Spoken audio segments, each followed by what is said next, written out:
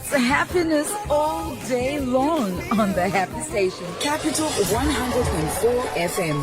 Harare's Heartbeat.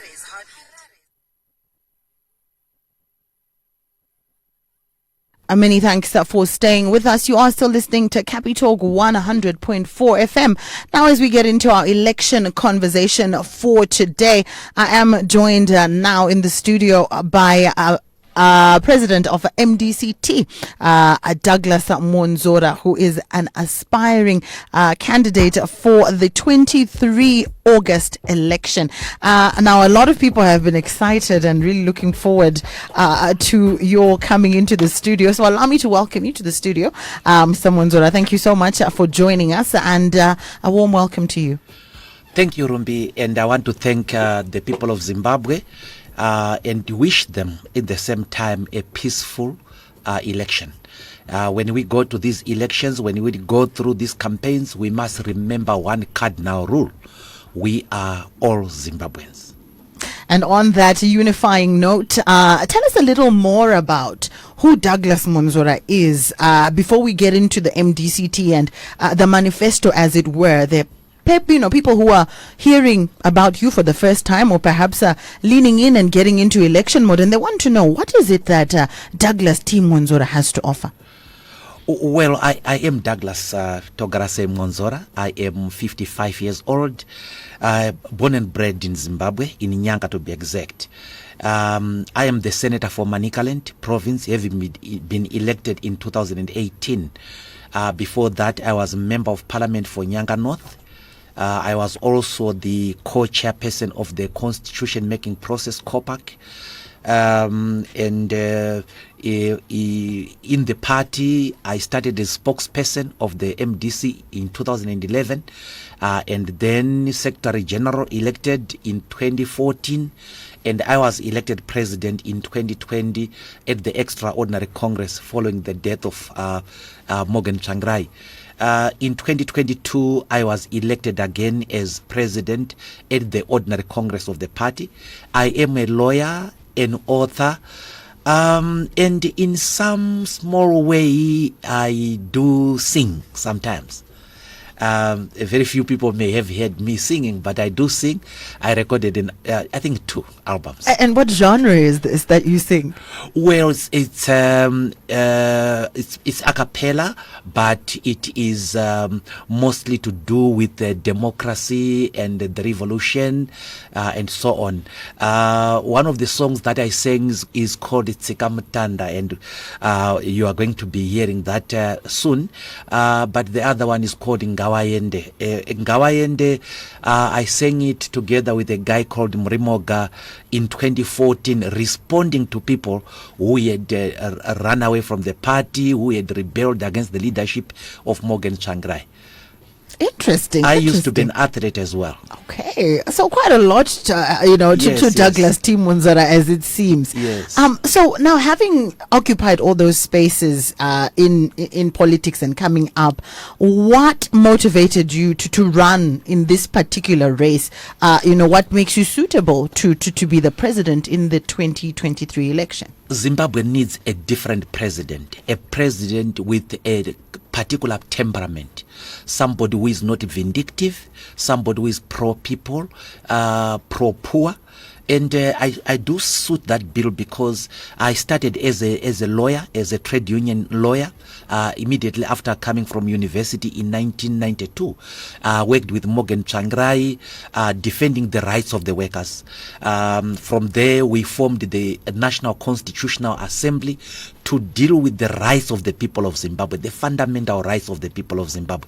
And then, of course, I did represent a poor constituency, that is Nyanga North, mostly rural, where you are interacting with people who really need to be protected. I am a constitution maker, and having done the Constitution of Zimbabwe, I did help in the transition as a consultant in the transition in the Gambia in West Africa, and I was able to put the name of Zimbabwe on the map, as it were. I have also written on the issue of public participation, and we actually have a book called The Public participation under African constitutionalism, which I wrote with other scholars in Europe. I also have written a book called The Problem of Our Civilization, an African Perspective. Regrettably, this book was published in Holland and is written in Dutch. I can't even read my own book. But in Zimbabwe right now, we need a president who is development oriented. And we need a party that is social democratic in nature. And as the MDC, we as a social democratic party have a number of values that we think Zimbabweans will benefit from. The values of democracy, freedom, justice, equality, constitutionalism, and the respect of the rule of law. Those are timeless values, but that must be respected by a president. I'm a middle-aged man, not too immature, not too over-mature. I'm what you can call the correct age. That is neither too excitable nor too tired to run the affairs of the nation. And I think I do fit the bill. Now let's get into the numbers. When it comes to National Assembly, when it comes to local assembly, how many candidates have you fielded, and how many troopers do you have who will be, backing you if you are to be elected come the 23rd of August? Regrettably, Rumbi, we are still in court trying to fight for 87 of our candidates that were disqualified very unfairly and very discriminatorily by the Zimbabwe Election Commission for failure to pay on the 21st. And the background is that we did go there offering to pay for our candidates, and we did offer to pay by bank transfer, a bulk payment for our candidates. Zimbabwe Election Commission refused that. We now know that that refusal was improper because in a similar case, the Valerio case, she was precluded from using bank transfer, and the courts have ruled that bank transfer is a legitimate way of making transactions. But 87 of our members are affected. When ZEC extended the deadline the following morning, they told us point blank that that did not cover the MDC. And our suspicion was that the only difference between ourselves and other political parties who were allowed some to even field candidates on the 22nd, to pay on the 22nd. The only difference is that we are the only political party that took the Zimbabwe Election Commission to court over delimitation. We may have embarrassed them, we may have harassed them, and they are probably punishing us. But regarding those who are going to be, who are candidates, we have no issues. We do have a total of 58 candidates, parliamentary candidates. Of these, some of them are proportional representation, and some of them are first past the post. We do also have about 50 or something like that candidates who were disqualified on grounds that we are not complaining about. People who were suddenly told that their nominators were wrong people, in the sense that they were no longer in the constituency that they thought they were because of the delimitation. But assuming that we win our case tomorrow or the day after, based on the success that Mrs. Valerio has scored on the same point, we will have enough candidates to form a government and even to run the affairs of the country. Because then the next question there, Mr. Mwonzora, would be, how would your government, be made up? What does that consist? Well, the government will be made up of of ministers, a cabinet with ministers who are coming principally from Parliament, and our cabinet will have 20 ministers, and we have more than 20 candidates running for the National Assembly as well as the Senate. So we are able, of course, to form a government, and the government will be lean and it will be a government that is made mostly to suit the agenda, and the agenda is a social agenda. As the MDC, we have a manifesto, and I can summarize that, if I may, in a few words. We offer free education to all the people of Zimbabwe from grade 1 to Form 4, and educational support for higher education students in the form of scholarships, bursaries, as well as loans, student loans. We offer free education, free health for all the people of Zimbabwe. Health access must be free. And then number 3, as the MDC, we believe that giving birth is national duty. And there where my mother is sitting there or standing there, we don't know what she's carrying. Maybe she's carrying a president or a prime minister or a police officer or a teacher. We don't know. But what we can for sure tell is that she is carrying somebody who will help this country. So we want to offer maternity services for free. Because actually, contrary to what many people think, Rumbi, Zimbabwe does need a larger population for its development, and it may sound unreal, but this is correct. Zimbabwe needs a higher population, even double what it has now. We believe that most of our people are living off agriculture, and about 90% of Zimbabweans do live off agriculture. And we are saying that we need to subsidize the agricultural inputs to reduce the prices of agricultural inputs so that the poor can also afford.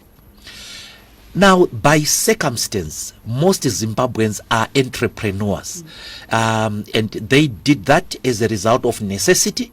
But it's not a completely bad thing, as it turns out. They have business plans and so on. So we want Zimbabweans, most Zimbabweans, especially the women and the youth, to be included in the economy, in the productive economy.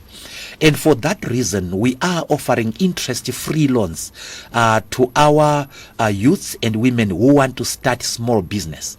Zimbabweans may want to know that most of the advanced countries, including the United States, the United Kingdom, Russia, etc., have developed on the basis of small business, not on the basis of conglomerates. No, on the basis of small business.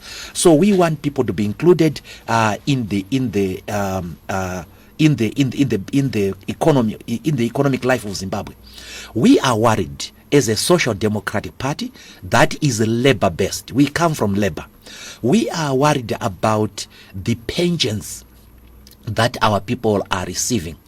And these pensions take many forms, but generally I'll just speak of pensions, including the pensions that are being earned by war veterans. These are next to none, and they cannot sustain these people, and they are paid, of course, in RTGS. And the last time I checked with someone, a relative, she was getting 28,000 RTGS. Somebody was getting 50,000, and when I calculated at that time, it was equivalent of between $4 United States dollars to $7 United States dollars. Now, your pensioner cannot sustain that. And these are people who worked honestly through their lives, gave their all in various sectors for this country, and they are living in abject poverty. And let's face it, Rumbi, when a person reaches pensionable age, certain natural things set in, diseases, people basically become slower, and they need assistance, and therefore they need money. So as the MDC, we want to revise the pensions. We want to totally recalibrate the pensions so that they are meaningful, and so that our people make a meaningful living out of them. And where will the funds to spearhead all of these things come from? The free education, the free health, the pensions, and to ensure that there's a reduced old age poverty or no old age poverty at all. Where will the funds come from? You will be surprised at how much access to finance this country can have. First of all, the problem in Zimbabwe is not the problem of the availability of money. There is plenty of money in this country. The real problem in this country is the distribution of that money. You will find that Zimbabwe has a lot of gold, platinum, diamonds, and now we have discovered liquid natural gas in the Zambezi Valley. We have gas in Lupane. We have unfathomable reserves of mineral wealth. But this mineral wealth is being creamed off by a few people, a few rich, powerful and corrupt people. Now we need to stop that. We need to stop the bleeding of that. And you will be interested to note that Zimbabwe is losing between 3 to 5 billion United States dollars in corruption and other illicit financial flows. That is why the MDC has commissioned a small team to go and study countries like Singapore, Malaysia, Indonesia, who have dealt decisively with corruption. And corruption is almost non-existent in those countries.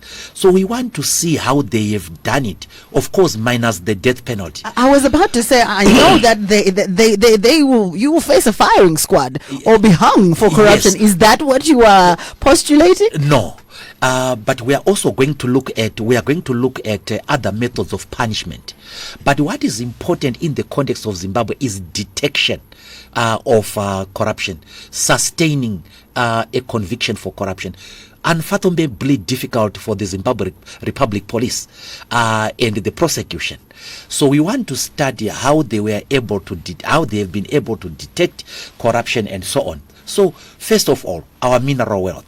The second thing is that we are talking of including people into the economy.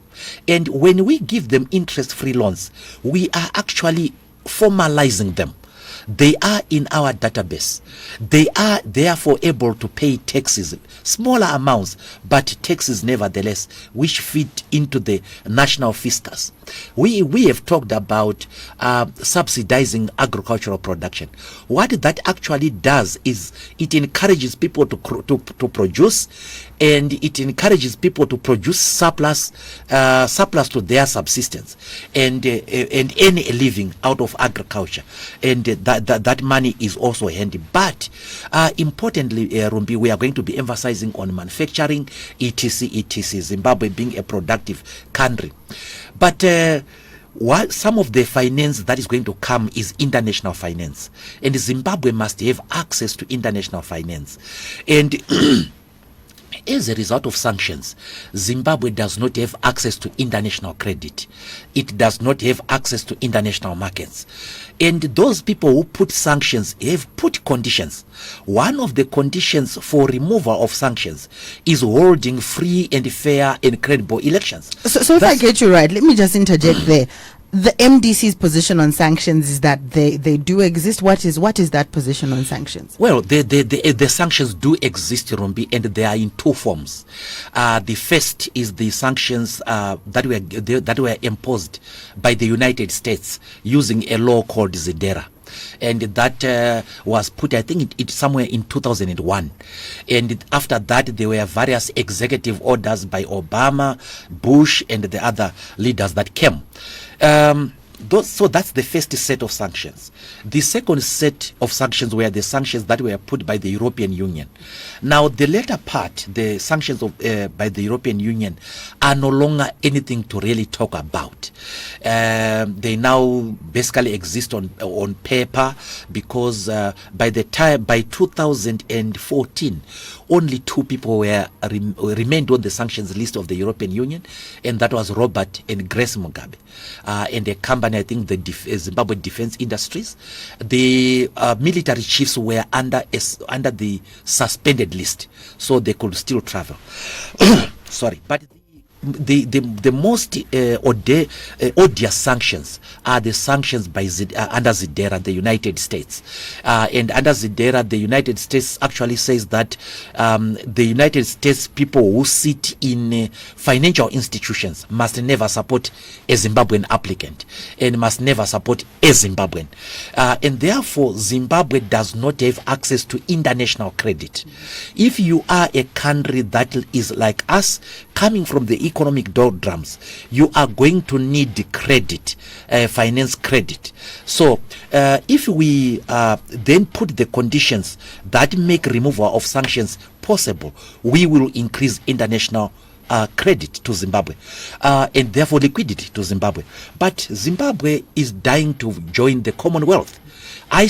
We support that Zimbabwe must join the Commonwealth because there are unfathomable benefits in joining the Commonwealth. Number one, there are development grants within the Commonwealth. Number two, we will have the markets within the Commonwealth because there will be free travel. Number three, are games for our athletes. Athletics and sport is no longer just for fun, it's also a way of living now. Countries like Jamaica are living off their athletes. And there are other areas where we will make money if we develop infrastructure. We will employ people in infrastructure. Those people employed in infrastructure are taxpayers who will contribute to the fiscus. And Zimbabwe is sitting on a gold mine. And I can't understand why this government has not taken advantage of that. And the Zimbabwe's advantage is its geography, its location. It is situated in central southern Africa. Every road that you can think of in Zimbabwe, if you follow it, it will go to another country which is not Zimbabwe. If you go Mutare Road, you end in Beira, Maputo. If you take the Plumtree Road, Gaborone, etc., and so on and so on. The other roads, Chirundu, and of course the road to South Africa. Now, there is a fund of the European Union that is called a Gateway Fund. Gateway Fund is the grants that are given by the European Union to develop infrastructure, communication infrastructure that is extraterritorial. A road that joins more than one country qualifies for gateway funds, and these are free. The European Union is offering 150 billion to construct railways, to construct roads, to construct even airports, and of course, if we were not landlocked, harbors and so on. But we are landlocked, and Zimbabwe has not applied for those loans. And that is quite surprising, because our people do need that. So you can see the sources of revenue are a lot, and their democracy is a very lucrative business, I should tell you, because where there is democracy, where people are happy, there is a reduction of what the economists call the country risk factor. Economists, the international business people will come and invest in this country, and that means a lot of money also. But we are also going to sponsor some of these things through what we call corporate social responsibility. When you come and invest in Zimbabwe, we will protect your investment. We will have policy consistency. You are not going to have to wake up one day and hear that 51% is no longer yours, of your company. But we are also going to put conditionalities, and that is to say the investors must have a corporate social responsibility. If you are engine operating in Marange, you must adopt the local clinic, you must build the local road, you must build the local school, you must give scholarships to the local children, and so on. You must give educational support to the local communities. That is what is called corporate social responsibilities. And in this particular case, I'm going to talk mostly with our Chinese friends to say, you can come and invest in Zimbabwe, you are welcome, but there is such thing called corporate social responsibility. Lastly, Rumbi, Zimbabwe has a lot of money outside Zimbabwe, and about 5 billion is actually in Mauritius, where people took money and banked it out, outside the country. Either this money was proceeds from benefits as a result of political office and so on. That money does not belong to Mauritius. That money belongs to Zimbabwe, and that money is to be expatriated to Zimbabwe. Those Zimbabweans, we can give concessions to them to say we are not going to touch your money, we are not going to confiscate it, but it has to reside here in Zimbabwe, and it has to be invested here in Zimbabwe. So there are a lot of sources of finance if we have the right imagination, and that's why I'm saying, Rumbi, that I probably am the correct person.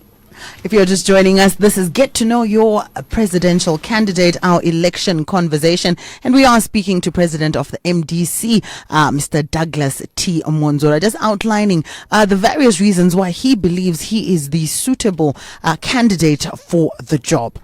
Now, Mr. Mwonzora, it would be remiss for me not to get into this next part in terms of, the structural issues, even of your own party.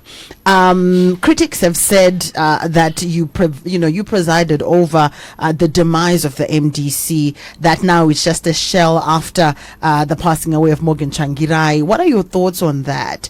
As well as, certain misgivings about, several things that have happened within the party structures, and whether or not that would dampen confidence in your ability to take the top job. Thank you very much, Rumbi. And let's face it, after the death of Morgan Tsvangirai, MDC was rocked with a lot of contradictions within it. The ascendance to power by Nelson Chamisa and the problems it caused. I want to say, to be fair with me, my critics must recognize that after Morgan Tsvangirai, I am actually the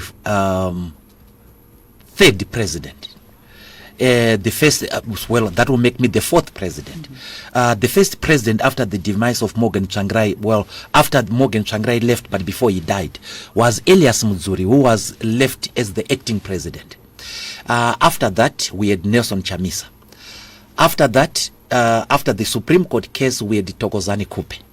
And then after the extraordinary Congress in 2020, then you have Douglas Mwonzora. So it's not fair to ascribe what went on to one person. It was a relay. But I will confess to you that the party went through a lot of turbulence. A lot of people left the party. A lot of people split. There were a lot of splits. But splits are nothing peculiar to this, to my administration. Splits have always happened in political parties. ZANU-PF split, has had a lot of splits, and people don't talk about them. They were ZAPU, then they became ZANU-PF and ZAPU, then there was ZANU and Flores, then there was, after independence, there was ZANU and Zoom, and led by Edgar Tekere, and after that there was ZUD by Margaret Dongo, and then there was the ZPP by Daniel Shumba. These are offshoots from ZANU-PF. And then, of course, the famous one, the Juru one, the Zimbabwe People First, the National People's Party, and right now ZANU-PF is split into two in this particular election. We have Xavier Kasukuwere and Emerson Mnangagwa coming basically from the same stable. So it is nothing peculiar to the MDC. It is what the MDC is doing about it which is important. It is the reason for the contradiction which is important. Now, the reason why the MDC had a major breakout after the Supreme Court judgment is that the party had experienced an ideological rupture.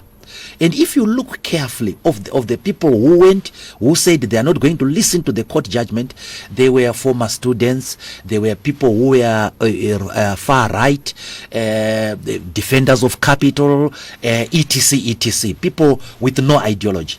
And if you look at the group, my group that left, that remained, you will see that they are former trade unionists, you will see constitutionalists, you will see human rights defenders there. So it was an ideological rupture that did happen, and happened over what? Over the refusal by some to follow the values of the party. And one of the values of the party is democracy and constitutionalism. You don't just wake up and declare yourself president of the MDC.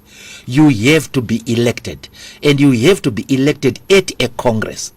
Now, if the party, if I look at myself, I have defended that principle, and that is why under my leadership, the MDC is the only political party, opposition political party in this country that has ever held a congress under my leadership. For the past 3 years, we have held 2 congresses. The first one was the extraordinary congress. The second one was the ordinary congress. And I think we are defending the values of the party. Of course, there are costs to it, and we are doing very well, I think.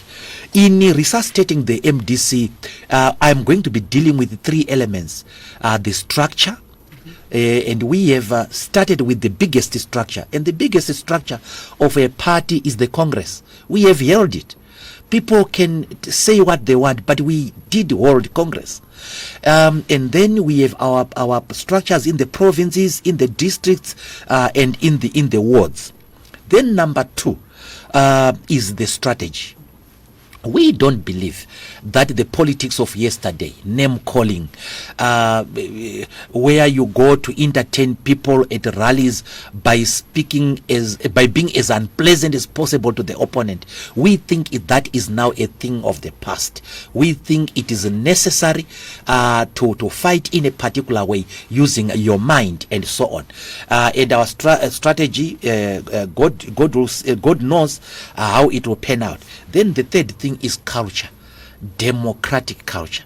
I am very happy, Rumbi, that I have presided over a party that votes for leaders by secret ballot.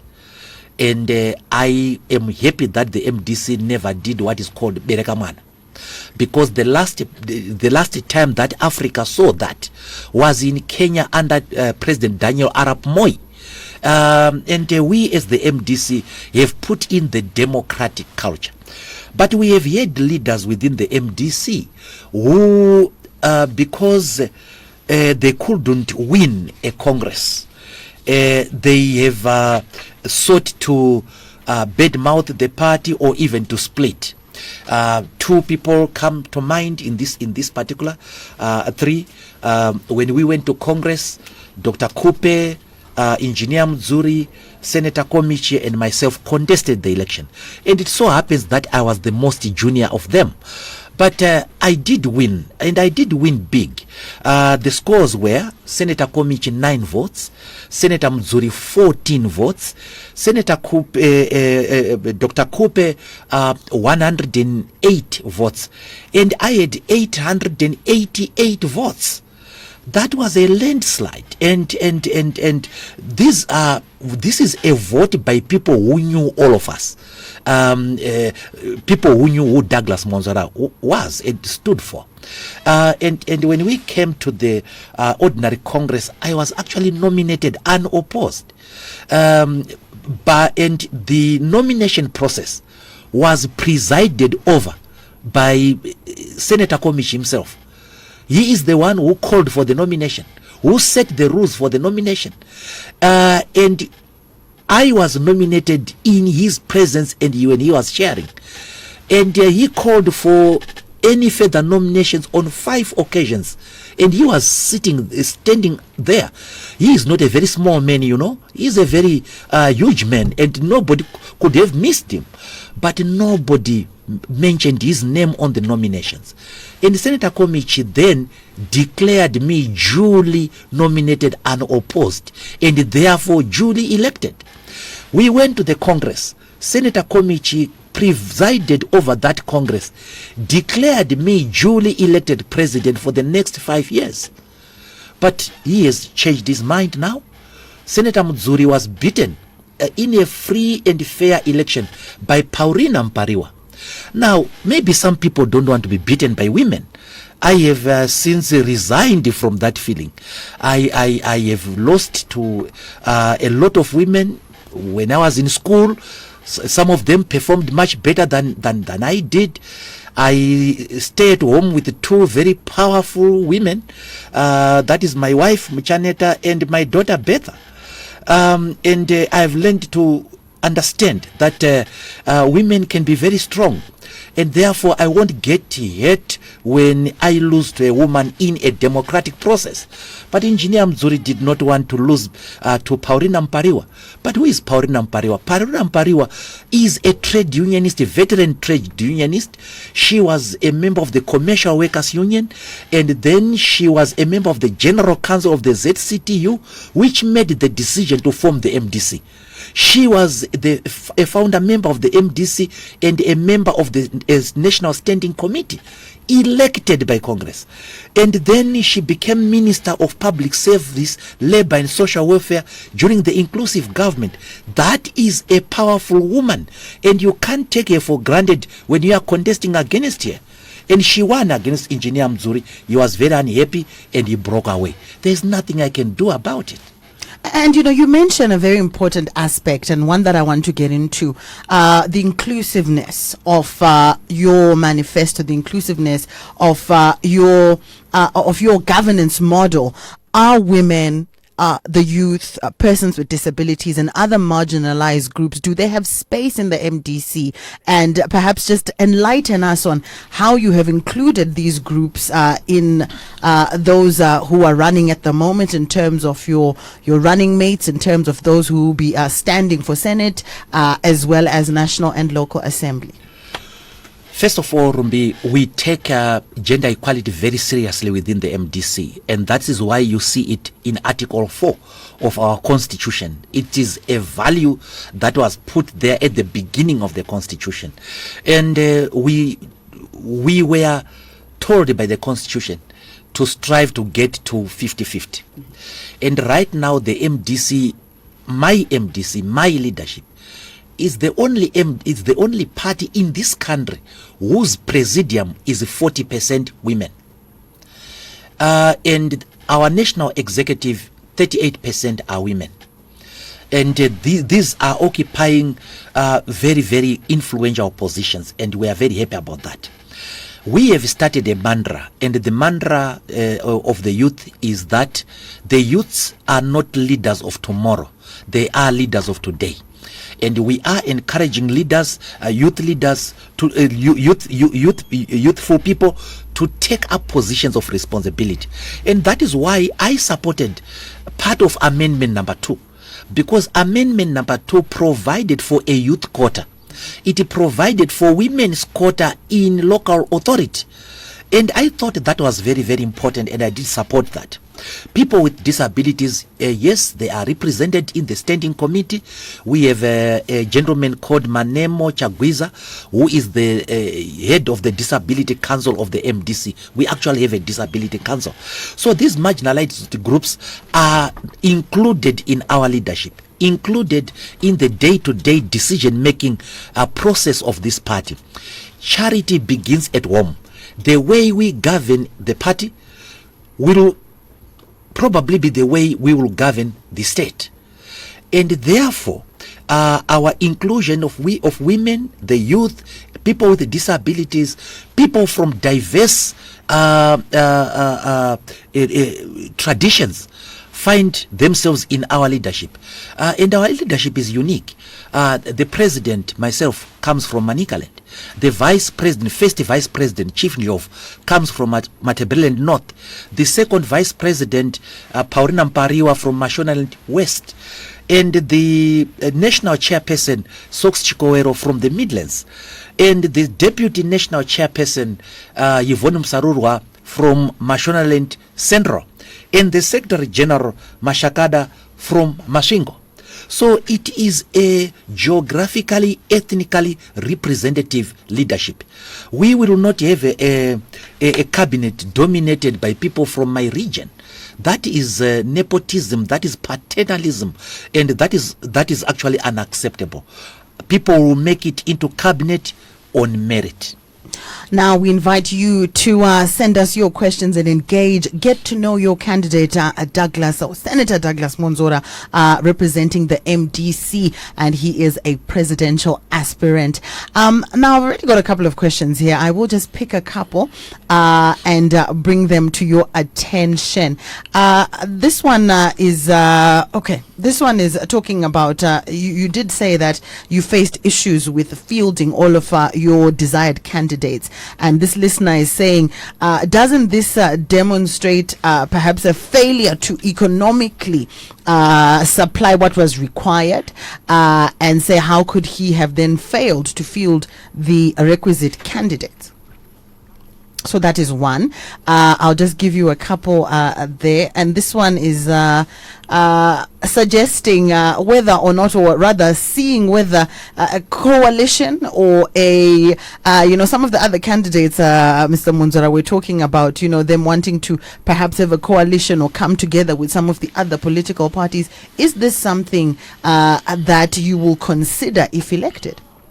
And let me give you a third one so that you can answer all of those in sequence.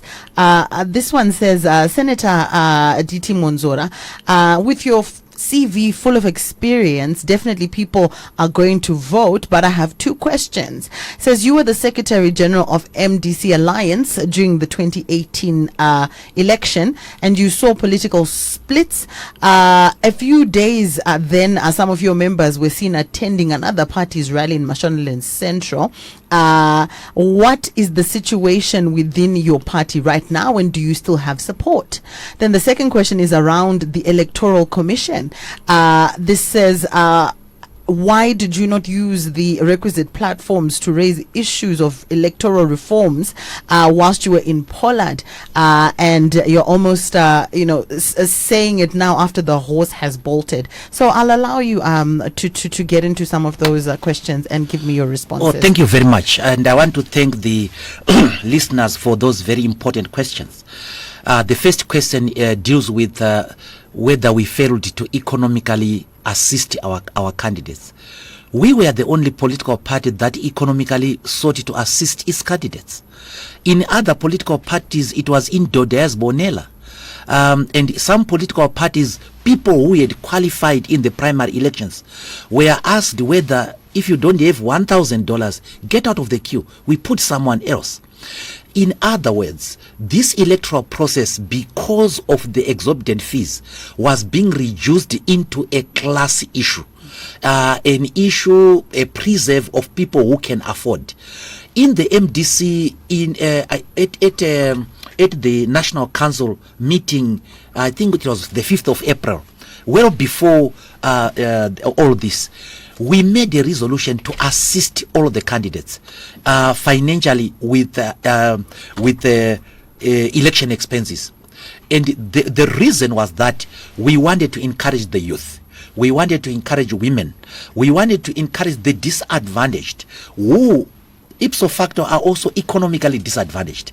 And we did not want the issue of finance to be the issue to qualify them.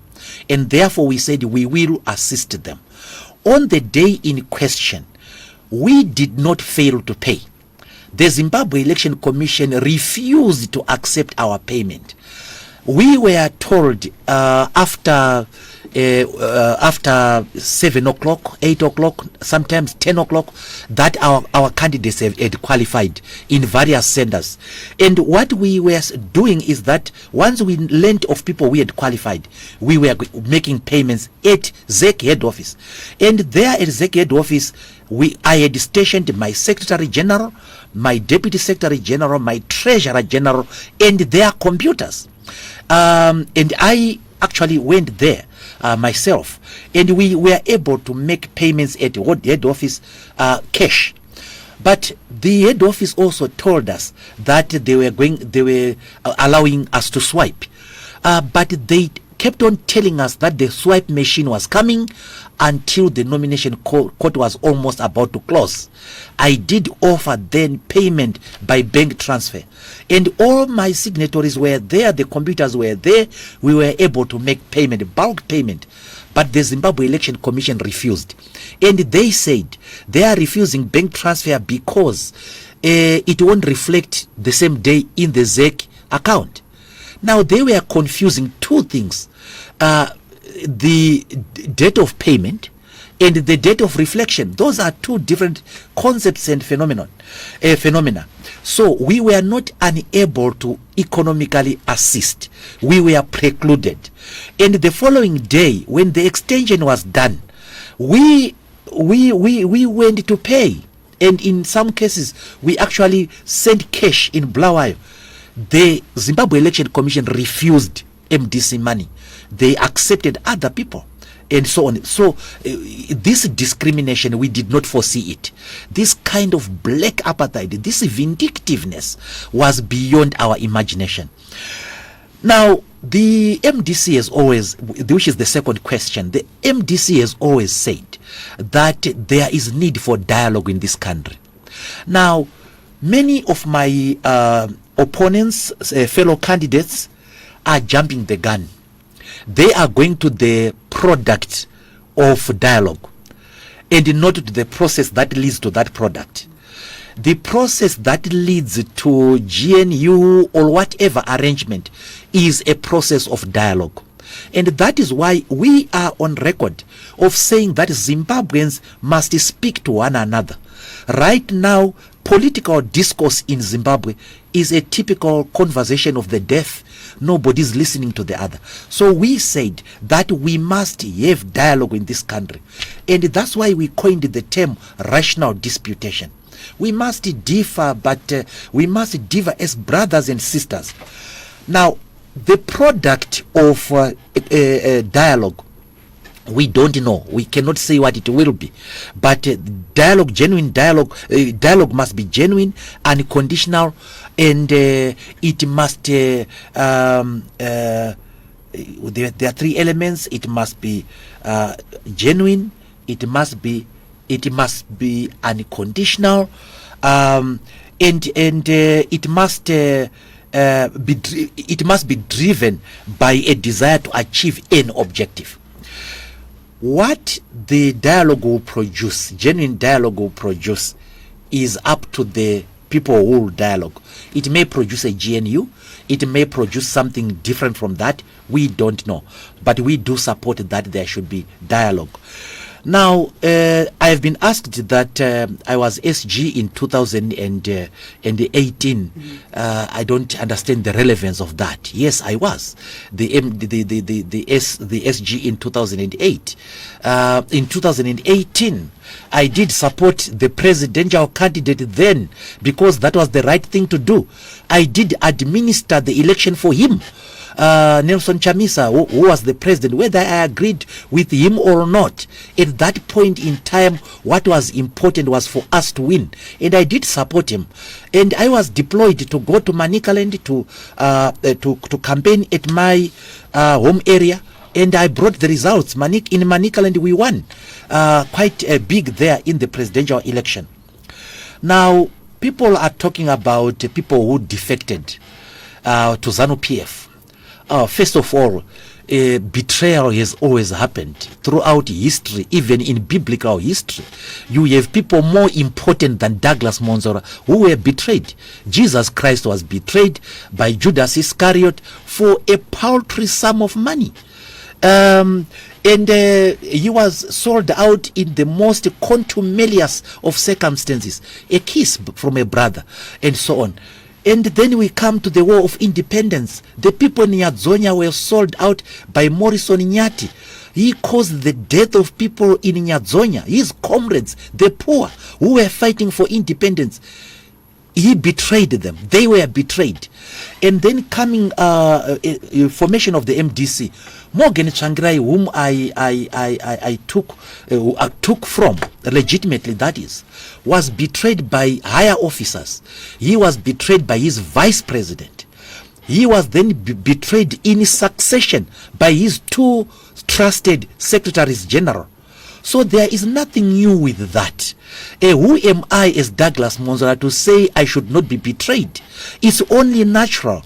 And those people who betrayed, they do it for their reasons.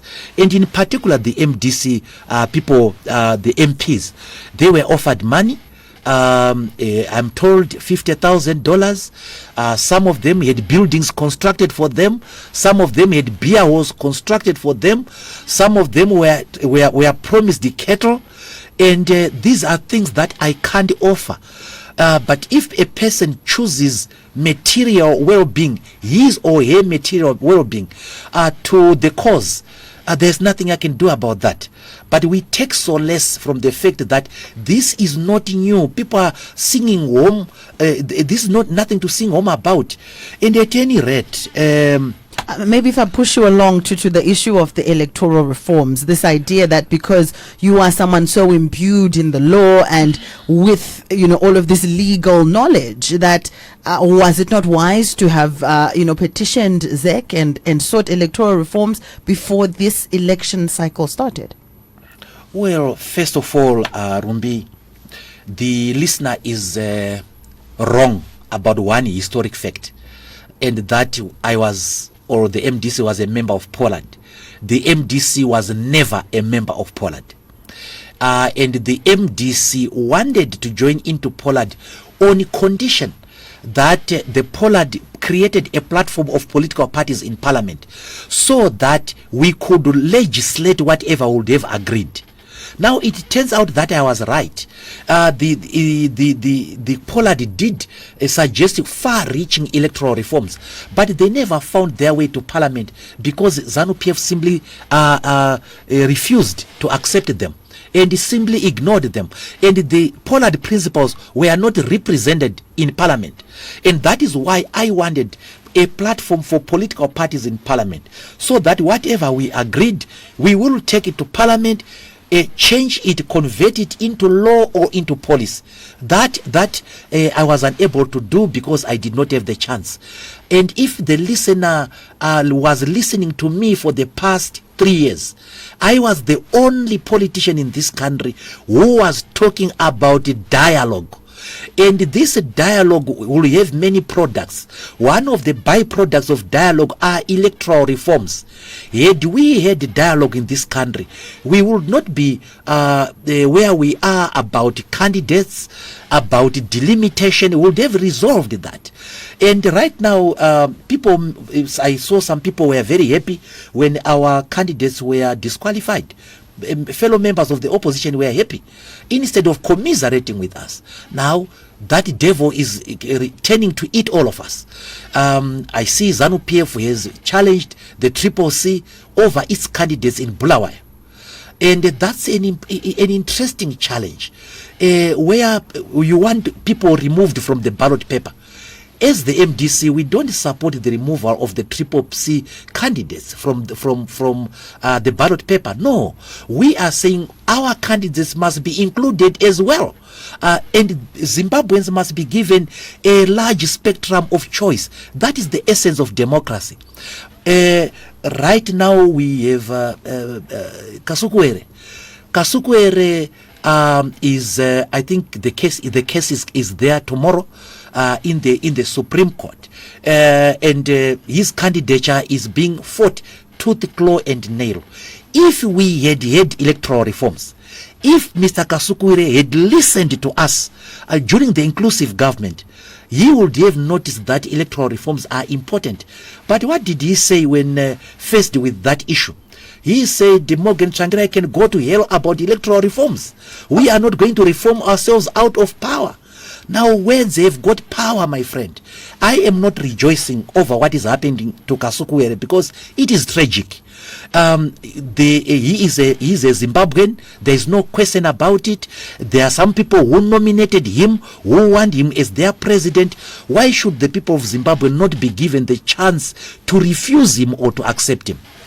Now, there's another message coming in here from Chagi, who says the Mwonzoras have development in their blood. Senator's late brother Jameson Mwonzora was a headmaster at St. Matthias Tsonzo High. He made the school enter the top 100 in Zimbabwe. He was a hero of Manicaland after transforming the poor day school Tsonzo High to one of the most recognized boarding schools in Zimbabwe. Even the talk of Mwonzora ineka maturity anzikwete all right kwete vamwe, all right. So that I suppose that's more of a comment. Then there's this one. I can see we're fast running out of time, and I'm just trying to get as much interaction as possible, because that is the aim of this program, for the voters to get to know their candidate. This one is a concern, Mr. Mwonzora, around the recalling of MPs, which happened, which led to the holding of by-elections last year. And this listener says, my question is, how can he expect the same electorate to vote for him and his party in this year's harmonized general elections when voters were disenfranchised along the way in process due to recalls made in wards and constituencies, and now have left a lot of these wards and constituencies, or left them without representation, to their detriment? Your comment. Oh, thank you very much. The first listener, I want to thank him for honoring my brother James. And the late James and myself were very, very close. James was number 4 and I was number 5. And naturally, James was very big and I was smaller. And in school, in the primary school, he was very protective of me. And I do miss him. I do agree, of course, that he was very development oriented. He actually died in the line of duty. What had happened is that there were school children who were rumored to have been taken by some men, and he was following that car. And it was in the process of pursuing that car that he got involved in an accident, and that took his life. So I'm very flattered that there are people there who recognize his good works, and thank you for the compliment. The issue of recalls, Rumbi. First of all, the recalls are not peculiar to my administration. In fact, this listener may want to know that when I became president, I only recalled 2 MPs. I did not recall the rest. And the first time that the MDC recalled was under Morgan Changrai, and we had 21 councillors in Chitungwiza who were involved in corruption. And Morgan Changrai and the MDC were appalled by the corruption that they were involved in, selling land and so on. And we recalled them. Now, you may look like you are insensitive, you are cruel when you are recalling people, because let's face it, some people do make a living out of parliament, some people do make a living out of council. Then the second recall that was done by the MDC was a spectacular one. Nelson Chamisa recalling Thokozani Kupe. It was a recall nevertheless. And then that was the third one. The second one was Morgan Changrai recalling 21 of members of parliament, including Tendai Biti, who had rebelled against his leadership in Mandela. Then came the era of Thokozani Kupe. She recalled the majority of the people that were recalled. Of course, I was the Secretary General and I was the one who would write the letters. But people look at my prominence and then take it as the responsibility as well for the recalls. But most of the MPs in Parliament who were subsequently recalled, if they are honest, will tell you how I tried to save them from recall. But let's go to the issue of why people are recalled and why these people in particular were recalled. They were recalled because some of them wrote affidavits that they'd left the MDC. They were no longer members of the party. And the MDC constitution is very clear. If you cease to be a member of the party, or if you join another party, you automatically cease to be a member of the MDC. And you shouldn't hold the seat of the MDC. That was the dilemma they put us in. And these affidavits were drafted by them, for them, by very, very educated people. These affidavits were crafted by Welshman Ngube, a professor, Tendai Biti, a veteran lawyer, Nelson Chamisa, an advocate, and Mavunga, a lawyer, and so on. There was no amateur lawyer there. But why they did that, write those affidavits, I cannot even understand. But they cost their members. And when they did that very unwise legal move, their members became recallable. But importantly, I think for this listener is why councillors were recalled. And most of the councillors we recalled, we had dockets of them involved in corruption. One example was that of 4 councillors who sold land meant for low-cost housing for the poor people. They sold it to a businessman and pocketed the proceeds. Now, they were stealing from the poor people, for God's sake. And sometimes you have to be cruel to be kind. I had to take a decision. Here are corrupt people. They have families, I do admit. They have to make a living, I do admit. They do have girlfriends to satisfy, I do admit. But here are the majority of poor Zimbabweans that they are stealing from. People with no protection, people with no housing, people who have spent years and years on the housing queue. And then you come, the 4 of you, you just sell that land and you go and enjoy yourself in Mauritius or in Cabo Delgado. I have to be cruel to be kind in that instance. And if that costs me votes, so be it. I will always defend the poor. I will always fight on the side of the poor. Those who steal and those who have ideas or inclinations to steal must never vote for me, because I will get rid of them. I will take them out. And that is what I think is my historic duty. And on that note, we fast run out of time. Your parting shot, or perhaps in closing, why should the Zimbabwean citizenry have confidence in Douglas T. Mwonzora as their president come the 23rd of August? Why should they vote for you? And what message would you have for them before we let you go? Here is a man of an unbelievable temperament. I'm giving myself a compliment, but this is true. This is the time that Zimbabwe must have a different president. A president who is not vindictive, a president who understands that there is merit in differences in Zimbabwe, and who cherishes those differences. But we want a government, a new government that will bring free education, free health care for our people, free maternity for our people, a government that will encourage the participation of the youth and women in the economy by providing interest-free loans.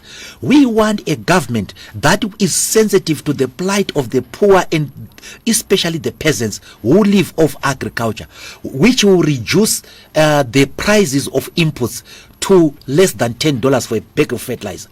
We want a government, of course, that is sensitive to the plight of our pensioners, and that is prepared to recalibrate these pensions. As I said, I am a constitution maker. We want a government that respects human rights, and who is a better guarantor of human rights than the person who actually wrote about them, and that person is myself. And I think that Zimbabweans must err on the side of caution and vote for somebody safe, somebody that will not consign them to Chikurubi and so on. And that person, of course, is me. Well, there you have it. Speaking there to the president of the MDC, Douglas Mwonzora, as we got to know him, his manifesto, his vision, and the reasons why he wants your vote come the 23rd of August. Mr. Mwonzora, thank you so much. We look forward to engaging with you, perhaps on the 24th of August, and we'll see how things stand then. Oh, thank you very much. Whatever happens, Rumbi, I will interact with the people of Zimbabwe. Fantastic. Good night. Thank you. The Exchange on Deep Dive.